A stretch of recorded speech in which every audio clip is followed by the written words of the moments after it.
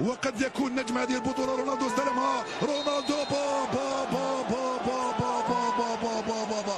يا بيكي يا بيكي يا بيكي، ليس هنا وليس في هذه اللحظات، وليس أمام رونالدو، وليس أمام أصحاب السبع أرواح.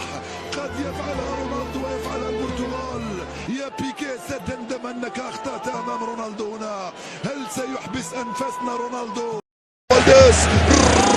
رونالدو، جول جول جول جول كريستيانو والثالث للريال. يا لها من أجواء، رونالدو يمنح التفوق لريال مدريد، يا له من مهرجان ويا لها من مباراة. 3-2 صارت النتيجة للريال. جول جول جول الثالث لريال مدريد. رونالدو يمنح التفوق للريال.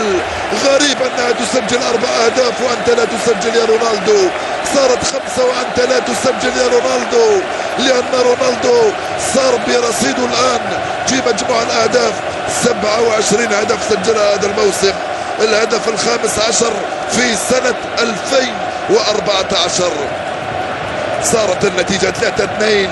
الأمر لن يتوقف عند هذا الحد، لأننا فقط مشاهدي الأفاضل في ال10 دقائق من عمر المباراة. كيف لا يحرص عشاق البارسا والريال وعشاق الكرة العالمية على حضور هذه المباراة ومتابعتها على الأقل على الشاشة. المئات